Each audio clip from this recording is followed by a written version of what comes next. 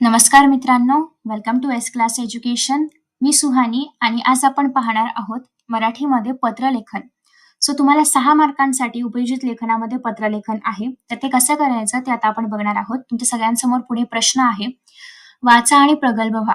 विद्यार्थ्यांसाठी सुवर्ण संधी. अक्षर मैत्र वाचनालय, जुने शहर अकोला यांच्यातर्फे दुर्मिळ पुस्तकांचे प्रदर्शन व विक्री. स्थळ आहे अक्षर मैत्र वाचनालय सभागृह, जुने शहर अकोला. 15 ऑक्टोबर पासून 16 ऑक्टोबर 15 ऑक्टोबर आणि 16 ऑक्टोबरला सकाळी 10 वाजल्यापासून सायंकाळी 5 वाजेपर्यंत. तर अशा प्रकारे ही ऍडव्हर्टाइजमेंट आहे. ठीक आहे. आता प्रश्न काय आहे आपण बघूया. सुजय किंवा सुजया शालेय प्रतिनिधी या नात्याने आयोजकांना शालेय ग्रंथालयासाठी पुस्तकांची मागणी करणारं पत्र लिहायचंय. म्हणजे आता इथे आपल्याला मागणी पत्र लिहायचं आहे.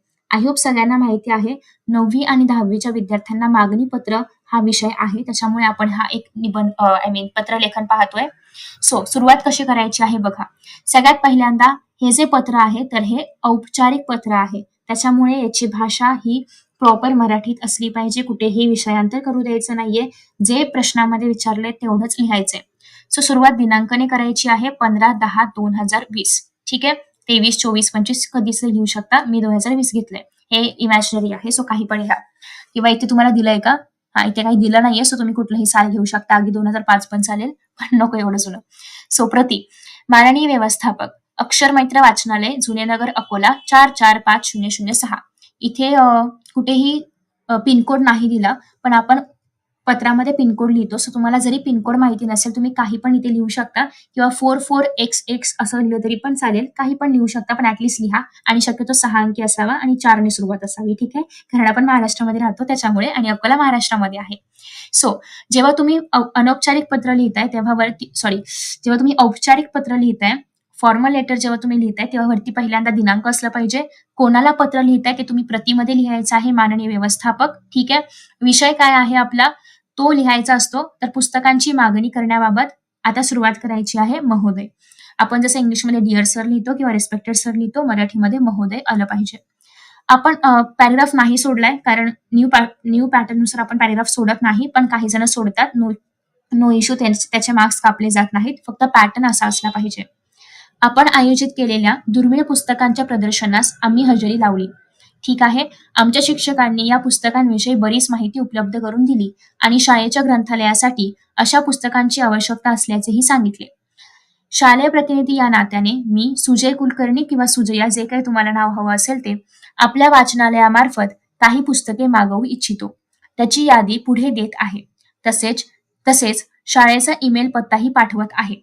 पुस्तकांची एकूण देय रक्कम म्हणजे पुस्तकांचा जो काही खर्च असेल तर तो टपाल खर्च मेलद्वारे आम्हाला कळवावा. तसेच आपल्या बँक खात्याचा तपशील देखील कळवावा. म्हणजे मी शाळेतर्फे ही जी काही रक्कम आहे तर ती आपल्या खात्यात त्वरित ऑनलाईन जमा करू शकेन किंवा जमा करेन. ठीक आहे. तर अशा प्रकारे आपण पत्र लिहितोय. कोणाला लिहितोय? व्यवस्थापकांना. ठीक आहे. का लिहिलंय आपण हे पत्र? पत्र लिहिण्यासाठी कारण असं आहे की आम्ही तुमच्या ह्याच्यामध्ये काय म्हणतोय आपण त्याला, ग्रंथालय ना. तर आम्ही तुमच्या ग्रंथालयाला भेट दिली होती. त्या ठिकाणी आम्हाला पुस्तकं आम्ही वाचली, ती आम्हाला आवडली आणि आमच्या शाळेमध्ये अशा प्रकारच्या पुस्तकं आम्हाला हवी आहेत. त्यासाठी आपण मागणी करतोय. ठीक आहे. तर आता बघा पुढे की म्हणजे तुम्ही मला ते देय रक्कम वगैरे सगळं सांगा, जेणेकरून मी तुम्हाला जे काही आहे ती रक्कम वगैरे पाठवेन. ठीक आहे. मग आता आपल्याला कुठली पुस्तकं पाहिजेत हे पण सांगावं लागेल. आपण मागणी करतोय तर तुम्हाला पुस्तकांची यादी करायची आहे. पुस्तकांची यादी. पुस्तकाचं नाव लिहायचंय, लेखक किंवा कवीचं नाव लिहायचं आणि त्याच्या किती प्रती तुम्हाला पाहिजेत. इथला प्रतीतला त दीर्घ आहे आणि इथला प्रतीतला त ऱ्हस्व आहे. हे लक्षात ठेवायचंय. मराठीमध्ये आपण बऱ्याचशा मिस्टेक्स करतो. पुस्तकाचं नाव कुठलीही नावं लिहू शकता. हेच लिहायचं असं कंपल्सरी नाहीये. कुठलं पण नाव तुम्ही लिहू शकता. केकावली, मोरोपंत, नाचू कीर्तनाचे रंगी यशवंत पाठक किंवा पडछाया, नासी फडके, बटाट्याची चाळ, पु ल देशपांडे अशी कुठलीही नावं तुम्ही इथे लिहू शकता. त्यानंतर पुढे असं आहे की हे पत्र मी माननीय मुख्याध्यापकांच्या अनुमतीने पाठवत आहे. हे लिहिणं गरजेचं आहे, कारण आपण सांगितलंय की मी विद्यार्थी प्रतिनिधी आहे, पण ह्याला कुठली तरी हायर अथॉरिटीने परमिशन दिलं पाहिजे. राईट. त्यासाठी आपण खाली असं सांगतोय की हे पत्र मी मुख्याध्यापकांच्या अनुमतीने पाठवत आहे. आपला नम्र. खाली आता सुरुवातीला आपण काय लिहिलं होतं? प्रति. कोणाला आपण लिहितो त्यांचं नाव. आता खाली आपलं नाव, ज्यांनी कोणी लिहिले त्यांचं नाव. ठीक आहे. आपला नम्र सुजय कुलकर्णी. सुजय कुलकर्णी कोण आहे? तर शालेय प्रतिनिधी किंवा शालेय विद्यार्थी प्रतिनिधी. कुठल्या शाळेचा? आदर्श विद्यालयाचा. हे पण आय गेस या ठिकाणी सांगितलंय का आदर्श विद्यालय?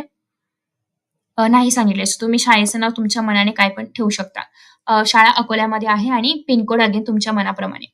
ईमेल आयडी लिहितोय आपण इथे. काहीही ईमेल आयडी तुम्ही बनवू शकता.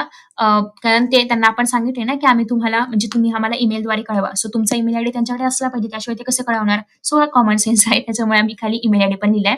सो ईमेल आयडी लिहिलेला आहे. काही पण तुम्ही रँडमली तयार करून लिहू शकता. इफ यू वॉन्ट तुम्ही खाली फोन नंबर पण रँडमली तयार करून देऊ शकता. ठीक आहे? तर अशा पद्धतीने हे पत्रलेखन करायचं आहे. या पॅटर्नमध्ये पत्र लिहिलं तर तुम्हाला 6 पैकी 6 मार्क नक्कीच मिळणार आहेत. ठीक आहे? सो छान तक्ता वगैरे छान ड्रॉ करायचा आहे. 4-5 पुस्तकांची नावं लिहा किंवा नावं आणि त्यांचे कवी, लेखक जे काय आहेत तर ते पाठ करून जा. जेणेकरून तुम्हाला एक्झाममध्ये मागणी पत्र आलं तर हे लिहिता येईल. ठीक आहे?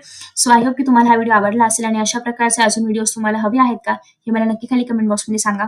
Thank you so much for watching this video and see you in the next video. Bye bye.